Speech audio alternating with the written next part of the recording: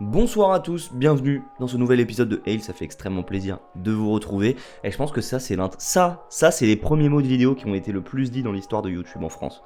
Ça me fait extrêmement plaisir de vous retrouver, ouais. Faudrait que je me diversifie, hein. Faudrait que...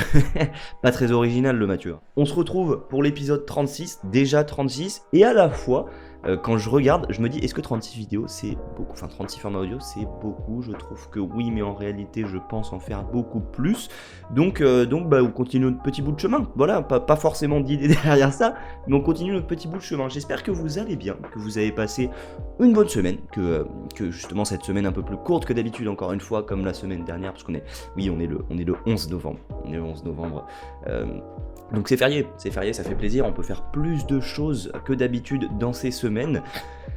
Moi je dis, y a un petit truc il faudrait faire passer la semaine à 4 jours, hein. Ouais. Semaine de travail à 4 jours, on arrête les 35 heures, ou alors en tout cas en 4 jours. À méditer, s'il y a quelqu'un du gouvernement qui m'entend, n'hésite pas. Donc bref, oui, j'espère que vous allez bien, que vous avez passé une bonne semaine. Moi pour ma part ça va plutôt pas mal. Encore une fois, niveau sport, ça se passe bien. J'ai réussi à me remettre dans ma routine. Je me suis fait un bon entraînement cardio et tout le corps hier C'était cool, c'était trop bien. Et en plus de ça, je rends compte que je deviens un peu plus observateur de mon environnement depuis que je fais ces épisodes et que je fais mes intros où je raconte ma vie. Parce que du coup, quand il se passe quelque chose dans mon environnement et qu'il se passe quelque chose dans ma vie, je me dis, je peux le raconter ou je peux pas le raconter. Et si la réponse c'est oui, en fait je fais vraiment attention à la situation qui est en train de se passer. Typiquement, j'étais dans le métro parisien, quel grand régal, et il y a au bout d'un moment des gens, je me rends compte, qui se tournent tous vers une personne. Cette personne est en face de moi, et moi, étant donné que je suis totalement obnubilé par rien. Non, je suis en train d'écouter de la musique donc je faisais pas trop attention. Et en fait, je vois cet homme avec un carnet à la main et qui a un stylo à la main. Et en gros, en fait, manifestement, ce qui se passe, c'est que il passait dans le métro et il dessinait des croquis des gens. Trop stylé, tu vois, trop stylé. Et en gros, cet homme se trouvait être japonais, donc il parlait anglais et un petit peu français, et il demande à une fille qui est juste en face de moi s'il peut la dessiner. Donc elle, trop mignonne, elle dit oui, bien évidemment. Et en fait, le mec est en train de dessiner, donc déjà trop stylé, tu vois, skills, tu vois. Et en plus de ça, il parle avec elle en même temps. Donc déjà, preuve par 1000 qu'on sait faire plusieurs choses en même temps. Oh le débat déjà, direct. Pas un très important d'ailleurs comme débat. Mais bon, donc il dessine, il parle en même temps et il se trouve que la fille était espagnole. Et ils étaient trop mignons parce qu'en fait, rencontre fortuite dans le métro par un gars qui vit sa passion et qui ne manque aucune occasion de s'y exercer. Et justement, ça m'a fait penser au regard des autres. Parce que moi personnellement, là, comme ça, et même si j'avais un grand talent de dessinateur, je me sentirais pas forcément capable de faire ce que cet homme fait, c'est-à-dire aller dans le métro et demander aux gens si on peut les dessiner. Et en fait, la conclusion de cet épisode, moi vu de mes yeux, c'est qu'en fait, tous les gens étaient hyper impressionnés. Ils l'admiraient, je pense. Je pense qu'on l'admirait un peu tous. Parce que ça se voyait, les gens le regardaient dans cette direction avec un grand sourire sur le visage, et c'était un bonheur. Et en fait, moi, la conclusion que j'en ai tirée, c'est que si, je sais pas, t'es un artiste, tu as besoin de faire quelque chose, et notamment le faire en public peut beaucoup t'aider à t'améliorer. Si t'es respectueux, les gens ne peuvent que t'encourager. Et du coup, les gens ne pouvaient qu'encourager cet homme. Et c'était hyper beau comme conclusion, parce que ça voulait dire qu'en fait, le regard des autres, on s'inflige quand même pas mal à nous-mêmes. Parce que si cet homme, il était arrivé et qu'il s'était dit, ouais, mais les gens vont me trouver bizarre si je les dessine, écoute, je pense que ce qu'il s'est dit, c'est peut-être, mais si je leur demande leur autorisation, normalement il n'y a pas de souci, ils sont assez grands pour me dire oui ou non. Et donc au final, bref, j'ai trouvé cet épisode assez intéressant, en plus du fait que le gars était hyper talentueux et qu'en plus il était hyper ouvert, hyper souriant, hyper gentil. Incarnation d'une force divine. Bref, voilà. À défaut de raconter ma vie, je raconte celle des autres. Et donc, en ce qui concerne le voyage de la semaine prochaine, merci beaucoup à tout le monde qui m'ont proposé des idées, parce que il y avait plein de choses, il y avait plein d'idées différentes. Donc c'est un gros bonheur, parce qu'en plus moi j'ai l'ambition l'année prochaine, étant donné que mes cours d'école de commerce me permettent de le faire, de partir pas mal les week-ends avec l'argent que j'ai économisé sur ce stage et aussi un petit travail à côté, pour me faire des petits week-ends de différents endroits. Et toutes les destinations que vous m'avez proposées, c'est quand même hyper intéressant parce que je vais pouvoir expérimenter pas mal de choses. Notamment, il y en a pas mal auxquelles j'avais jamais pensé. Donc, merci beaucoup. Merci beaucoup. Je pense que vous reconnaîtrez tous ceux qui m'ont proposé des petites destinations. Et notamment, je pense que je vais m'orienter la semaine prochaine plutôt vers la Bretagne. Voilà, j'adore la Bretagne. J'y suis déjà allé pas mal de fois, mais c'est une région pour moi où il y a tellement de choses à voir, qui est un très bon compromis entre nature et culture, avec des petits villages historiques, des choses comme ça. Les crêpes, on se... Johanna, les crêpes. Mais donc la Bretagne, peut-être, ça pourrait être pas mal. Voilà, je me rends compte que je suis déjà assez confus dans ce que je dis, mais voilà, je continuerai à vous tenir informé. Cet épisode, normalement, sort le dimanche 13 novembre. Normalement, la veille, il y aura le premier épisode de Oh le Trip, donc la petite série où je fais mon retour d'expérience sur un voyage que j'ai fait. Donc premier épisode sur Strasbourg, j'espère qu'il vous aura plu, parce que c'est un format qui est quand même radicalement différent de ce qu'on fait en général sur cette chaîne, mais on entame avec ce premier épisode la diversification de la chaîne. J'ai l'impression d'annoncer une grosse stratégie d'entreprise, pas du tout, je fais juste ce que j'aime.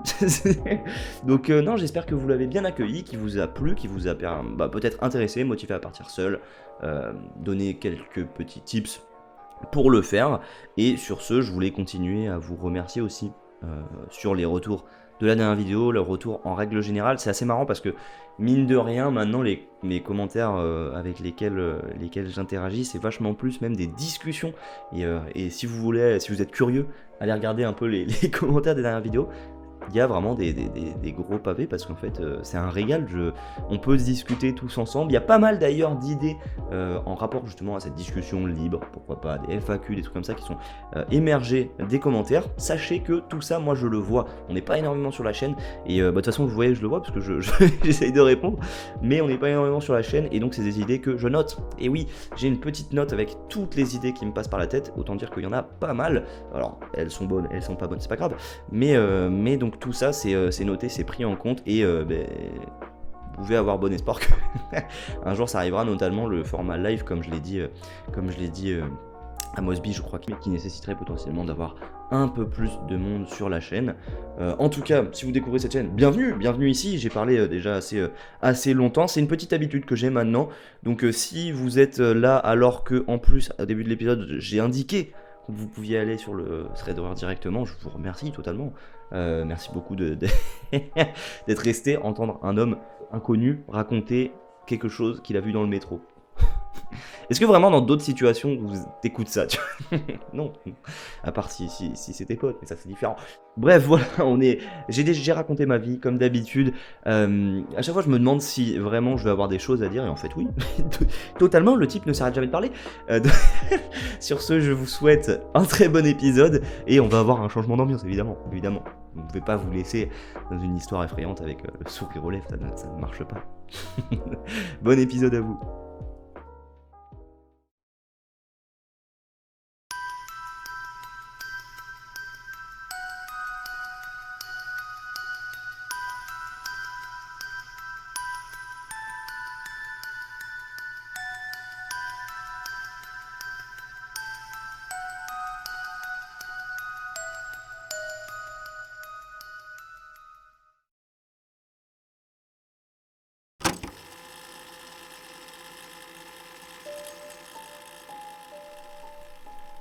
L'histoire que je vais vous raconter aujourd'hui, c'est celle de Billy. C'est certainement pas l'histoire la plus flippante que vous ayez entendue, mais elle reste dans la lignée des mécaniques qui marchent très bien sur moi. Et par ailleurs, j'espère vraiment ne jamais vivre ce genre de choses dans le futur. Voilà, c'est un petit appel au karma. Si quelqu'un m'entend, on n'hésite pas. Hein. On n'hésite pas à m'épargner ce genre de situation. Je suis preneur.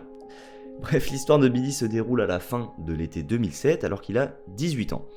Billy vient de finir son lycée et il a vraiment hâte de découvrir la vie étudiante de l'université qui commence dans seulement quelques semaines pour lui au moment où il vit cette histoire. Il nous donne une petite description de lui. En gros, Billy c'est un gars d'1m85, plutôt fin à l'époque, ce qui fait qu'il est quand même assez athlétique, mais que c'est pas quelqu'un dont on dirait qu'il est imposant non plus. Avec son père, Billy a une tradition qu'ils font tous les ans. Ils partent en voyage en Californie, à Redding. Ils séjournent dans un hôtel pour le week-end et en gros ils passent du bon temps en allant au parc aquatique, au cinéma, en allant manger au restaurant. Bref, le but c'est vraiment de se régaler pendant un week-end loin de la maison et de le passer entre père et fils. On est le samedi soir et Billy et son père viennent du coup de passer la journée au parc aquatique. Le soleil est en train de se coucher, les deux décident d'aller manger au In-N-Out, qui est une chaîne de fast-food américaine, et ensuite ils prévoient d'aller au cinéma pour voir Rush Hour 3. Jamais vu, si vous conseillez. Ils prennent leur repas, ils se posent un peu dans la chambre d'hôtel, mais traquenard, il se trouve que le père de Billy est complètement vanné de la journée qu'ils viennent d'avoir, et il préfère juste se détendre à l'hôtel et dormir un peu plus tôt que d'aller au cinéma. En revanche, Billy, lui, il a vraiment envie justement d'aller voir ce film, et son père lui dit qu'il n'y a aucun souci, et qu'en plus il va l'emmener en voiture jusqu'au cinéma, et il lui dit de l'appeler lorsque le film sera terminé pour qu'il vienne le chercher. Billy voit très bien que son père est fatigué, et donc il lui dit « T'inquiète, tu peux aller dormir, moi je rentre à pied, de toute façon ça craint pas, on connaît, donc tranquille ». Donc le père de Billy l'amène en voiture devant le cinéma, il fait la queue pour son film, et il se rend notamment compte que dans la file d'à côté, il y a un autre film, Super Grave. Encore une fois, pas vu, c'est des rêves que j'ai pas. Et il y a pas mal de gens de son âge, donc il se dit que le film doit lui convenir aussi, et il change d'avis. Finalement, il va pas voir Rush Hour, il va voir Super Grave. Au final, il passe un très bon moment, il rigole beaucoup, et quand le film se termine vers minuit, il est plein d'énergie. En plus de ça, c'est une nuit de pleine lune, donc il fait extrêmement clair dehors pour une nuit. En plus de ça, il fait doux, donc il commence à rentrer, il est content de rentrer à pied, parce que il est de bonne humeur tout simplement. Et petit aparté, moi je sais que ça m'arrive souvent de rentrer à pied des soirées de mes potes, parce que je mets genre 30 minutes et je préfère toujours y aller quand il y a pleine lune parce que il fait tellement plus clair, donc c'est moins badant et c'est assez agréable mine de rien de marcher dans la nuit claire, c'est une belle expérience. Bon, pour le coup là rien d'incroyable, Billy se met à marcher, il prend son temps, il profite de la nuit d'été qui est extrêmement agréable encore une fois, jusqu'à ce qu'une voiture grise s'engage dans la rue dans laquelle il marche depuis une rue parallèle. On le rappelle, il est tard, on est donc dans une partie de la ville plus calme, donc il n'y a pas vraiment de voiture à ce moment-là, donc tout est silencieux, ce qui fait que lorsque cette voiture approche, Billy la remarque à des kilomètres. La voiture vient de derrière lui et il entend qu'elle ralentit au fur et à mesure qu'elle s'approche de lui. En arrivant à son niveau, la fenêtre du passager se baisse pour laisser apparaître un jeune homme d'entre 20 et 30 ans. Il est bien rasé, ses cheveux noirs sont très bien coiffés, et il est bien habillé, bref, très très propre sur lui comme on dit, et il demande à Billy s'il a besoin qu'il l'amène quelque part en voiture.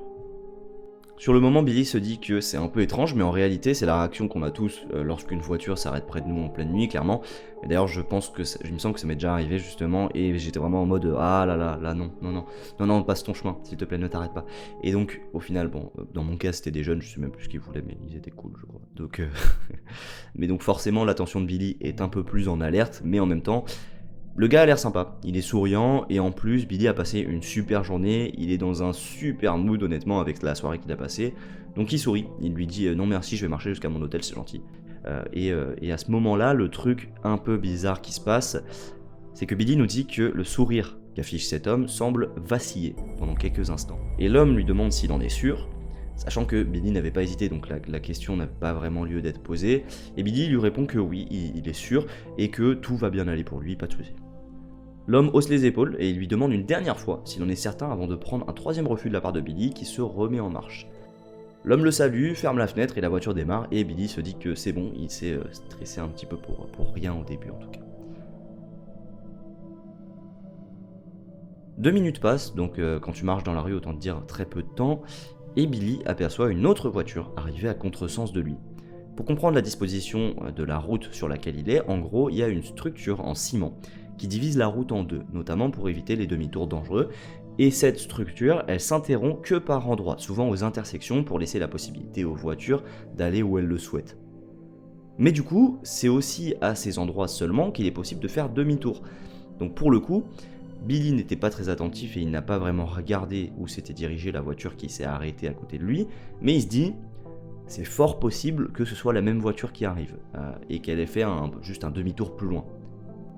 La voiture le croise, avec les phares, il n'arrive pas vraiment à distinguer si cette voiture est grise ou rouge par exemple, et étant donné qu'il est toujours un peu sur ses gardes, il jette un coup d'œil derrière lui et voit qu'à une trentaine de mètres, il y a une intersection et que la voiture fait demi-tour. Elle se retrouve donc dans la même configuration qu'il y a quelques minutes lorsque une voiture s'est arrêtée à côté de lui. Là, c'est déjà moins marrant pour Billy parce qu'étant donné que la zone est déserte, il n'est absolument pas rassuré.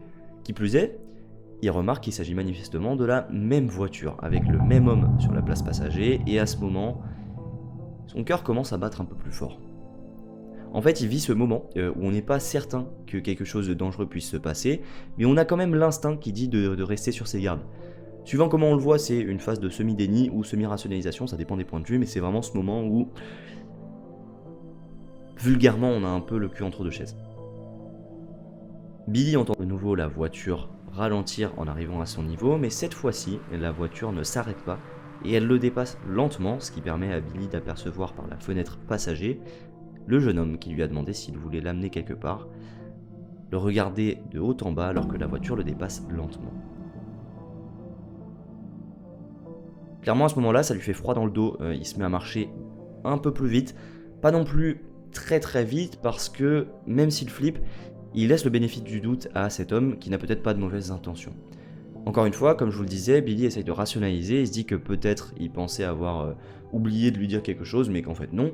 Ce qui est sûr, c'est que ça l'effraie quand même un peu, et ses sens sont maintenant tous à l'affût du moindre signe qui témoignerait d'un danger venant de cette voiture. Vous vous en doutez peut-être, mais au fur et à mesure que Billy avance sur son trajet, il aperçoit une troisième fois les phares de la voiture suspecte se rapprocher de lui dans la direction opposée. Et à ce moment-là, la rationalisation de Billy prend une autre tournure, il comprend que ce comportement est tout sauf normal, et que 3 fois de suite, ça peut pas être une coïncidence. Il est plus sur ses gardes que jamais, son cœur tambourine contre sa poitrine, et il se tient prêt à sprinter à la seconde où la voiture ralentirait de nouveau à côté de lui. Au final, ce que Billy craignait se passe, et le même manège se remet en place avec la voiture qui fait demi-tour, puis se rapproche en ralentissant de Billy. Il est certain que cette fois, il va falloir courir, sauf qu'il entend un autre moteur derrière la voiture. Il se retourne et il constate avec un immense soulagement qu'un camion se trouve juste derrière la voiture, ce qui fait qu'elle réaccélère, soit pour ne pas bloquer le trafic, soit à ce stade, parce qu'elle préfère ne pas avoir de témoins. Et ça pour le coup ça laisse un répit extrêmement important à Billy, puisque d'une part ça empêche la voiture grise de s'arrêter à son niveau, mais en plus, le camion étant imposant, il bouche la vue depuis les rétroviseurs de la voiture grise. Et Billy ne sait pas vraiment où se trouve la prochaine intersection où la voiture pourra faire demi-tour, mais c'est une chose, c'est qu'il lui faudra pas bien longtemps pour réapparaître. Et profitant notamment du fait qu'il soit sûr que la voiture qui est déjà loin devant lui n'a pas de vision directe sur lui, il regarde autour de lui et traverse la route et aperçoit des buissons dans lesquels il va directement se cacher. A partir de ce moment-là, commence un moment qui paraît très long du point de vue de Billy, étant donné l'adrénaline qu'il reçoit depuis quelques minutes. Il attend, tout simplement il attend. Il attend, il reste très attentif, il refait ses lacets en les serrant particulièrement fort au cas où il faudrait courir, avec son cœur qui bat la chamade espérant que la voiture, son conducteur et l'homme étrange de tout à l'heure ne reviennent pas dans les parages.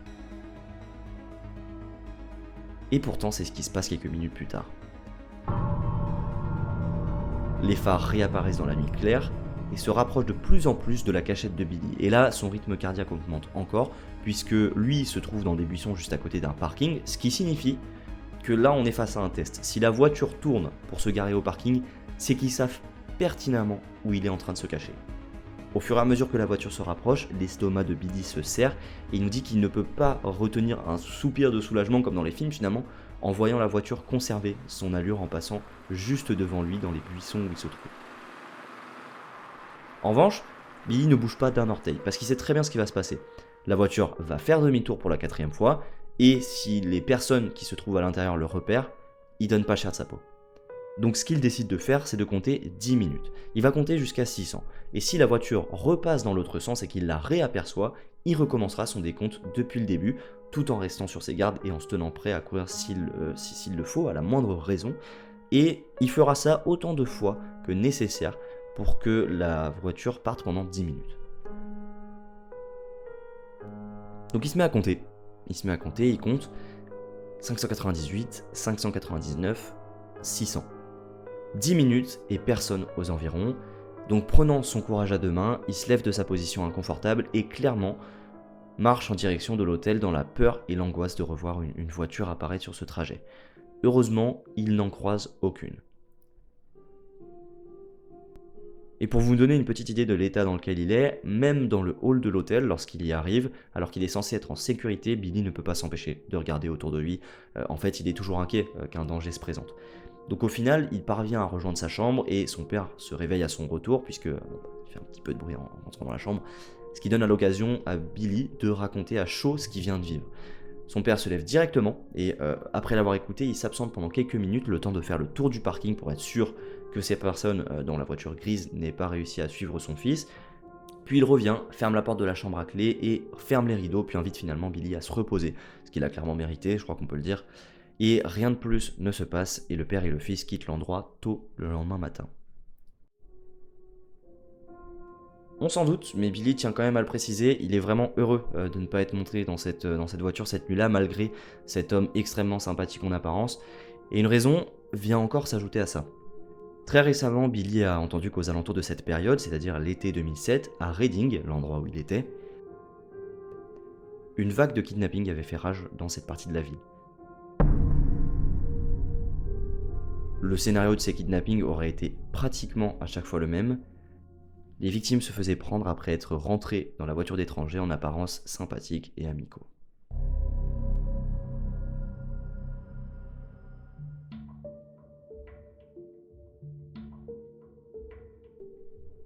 C'est maintenant la fin de cette histoire, j'espère que j'ai réussi à rendre compte de la tension qu'il y avait justement dans les propos de Billy, étant donné que c'est vraiment le genre de moment où ton cœur tambourine fort, et en plus il y a cette incertitude, encore une fois, comme je l'ai dit, tu sais pas si la voiture qui s'arrête plusieurs reprises à côté de toi est vraiment mal intentionnée, tu sais pas si les gens qui sont dedans te veulent vraiment du mal, parce qu'en apparence, bah, il y a à part quelqu'un qui s'arrête plusieurs fois à côté de toi, il n'y a rien, si on peut dire.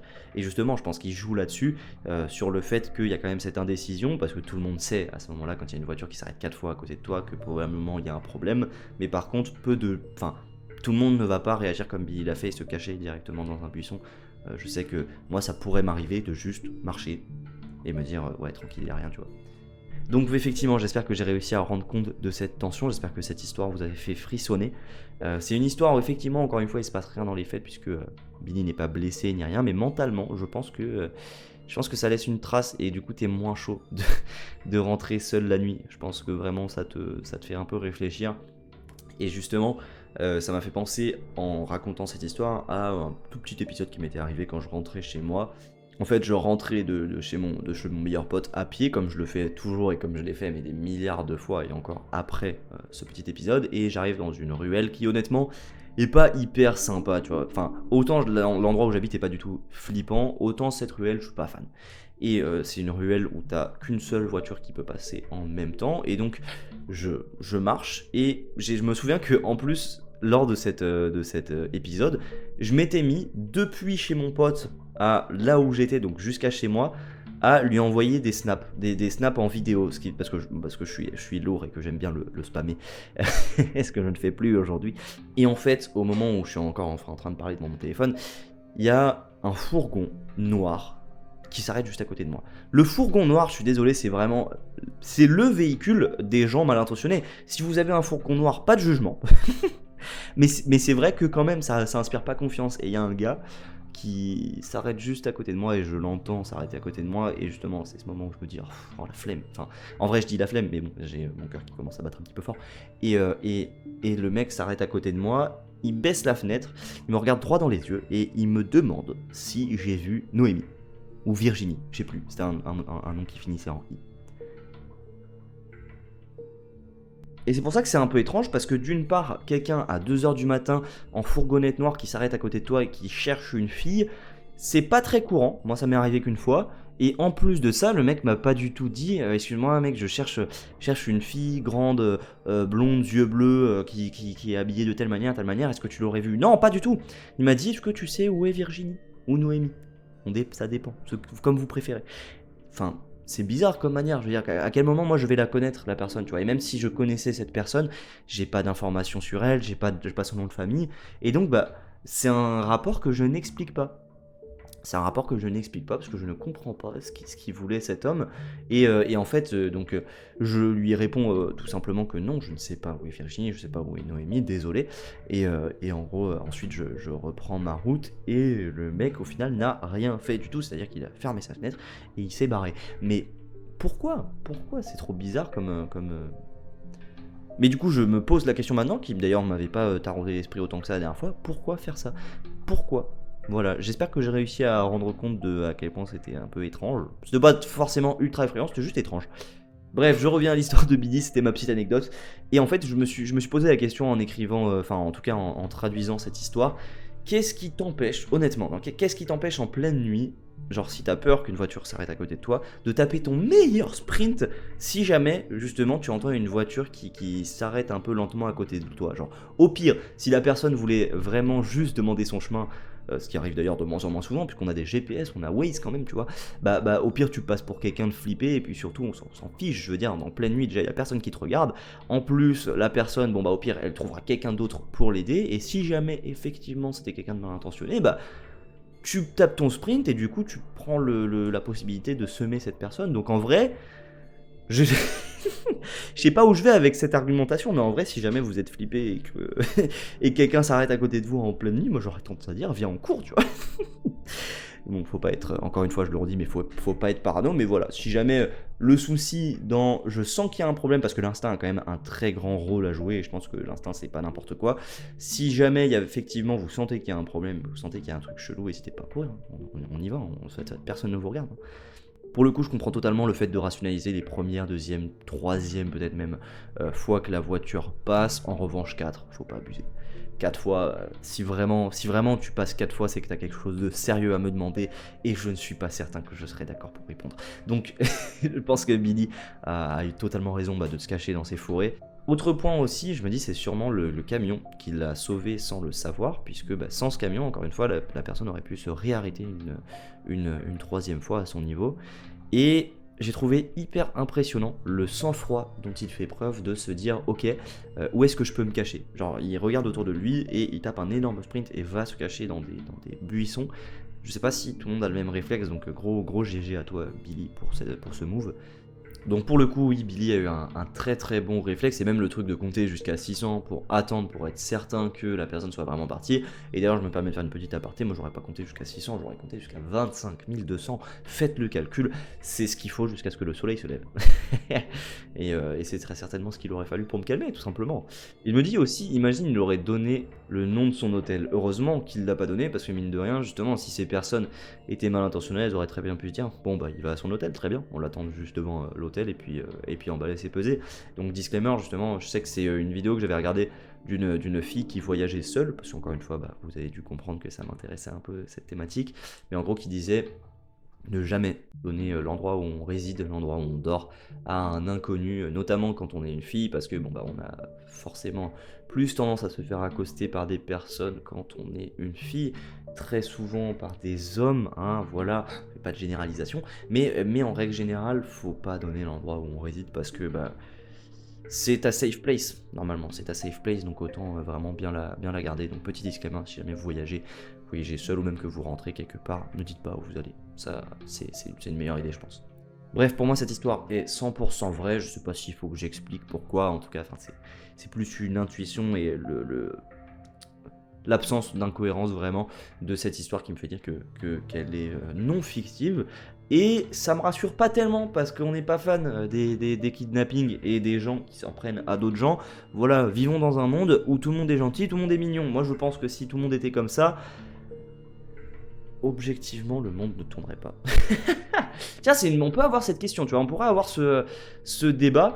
Est-ce que vraiment, dans un monde où tout le monde est gentil, tout le monde est bienveillant, est-ce que le monde tournerait? Faudrait poser le pour et le contre. En vrai, pourquoi pas? En fait, je vais retirer ce que j'ai dit. Je vais pas dire qu'il tournerait pas. Je vais dire qu'il faudrait que je me penche vraiment sur la question. Oh, ça peut donner des idées. Bref, voilà, c'est en tout cas la fin de cet épisode. J'espère qu'il vous a plu, j'espère qu'il vous a fait frissonner, que vous vous êtes régalé sur cette histoire. Toujours un peu délicat hein, de dire se régaler sur une histoire flippante, mais on s'entend. Je veux dire que vous avez ressenti l'émotion que vous êtes venu chercher en regardant cet épisode.